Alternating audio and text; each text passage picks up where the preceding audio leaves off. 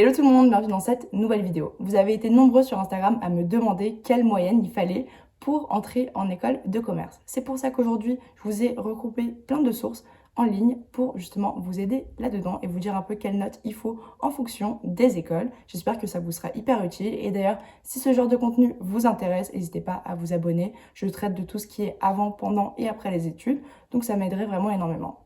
C'est parti! Les écoles de commerce ont tendance à être très sélectives, que ce soit en post-bac ou post-prépa. C'est pour ça que tout simplement, au lieu de passer sur dossier, je suis passée en concours post-bac directement pour aller dans un bachelor, pour ensuite me préparer, pourquoi pas au master, que je n'ai pas fait parce que selon moi, en tout cas pour moi, pour ma personne, ça ne m'est pas forcément utile, mais je sais qu'en France, c'est quelque chose qui regarde quand même pas mal les masters. C'est pour ça qu'aujourd'hui, on va un peu voir tout ça.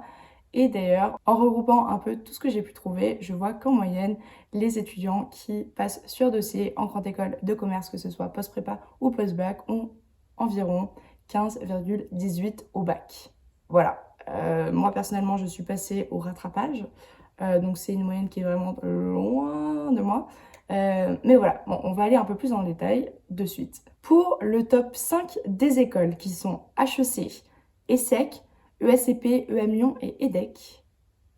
Vous n'êtes pas prêts? 17 sur 20 au bac.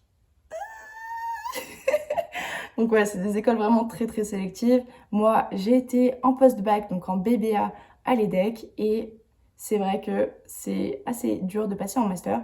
Mais par contre, la petite douille, c'est que si vous faites donc le BBA comme moi je l'ai fait, et qu'en quatrième année seulement, vous avez 14 de moyenne, vous avez accès au master de l'EDEC. Et en plus de ça, vous êtes prioritaire sur les gens qui passent sur dossier ou sur concours qui ne sont pas à l'EDEC. Donc ça, c'est peut-être la douille, si ça vous intéresse. Après, pour les autres écoles, je ne sais pas forcément, mais je suppose que ça a un peu le même fonctionnement. Il faut vous renseigner.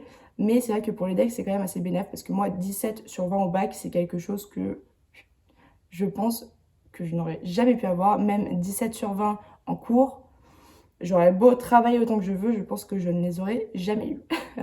Bon, là, juste attention, petit disclaimer, je vous ai quand même parlé de l'élite des écoles de commerce, mais pour les autres écoles de commerce qui sont assez normales, qui sont plutôt bien, qui ont un plutôt bon niveau et qui, année après année, augmentent dans le classement, comme par exemple Schema, Audencia ou Neoma, elles ont tendance à prendre des étudiants qui ont entre 16 et 14 au bac. Donc ça va, on peut respirer.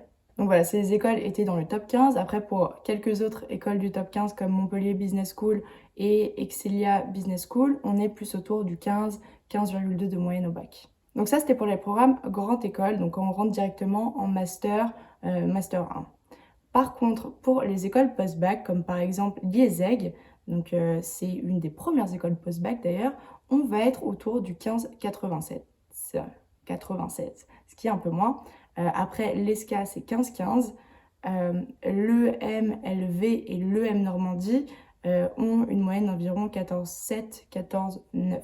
Donc c'est déjà beaucoup plus accessible en post-bac. Après, s'il y a des concours, je vous conseille de les faire et de bien vous préparer au concours, parce que c'est pas si dur que ça. Si vous êtes bien préparé, les concours, ça le vaut. Moi, typiquement, au bac, comme je vous ai dit, j'étais au rattrapage. Je pense que je devais avoir 10 ou un truc comme ça, et je suis quand même allée en école de commerce.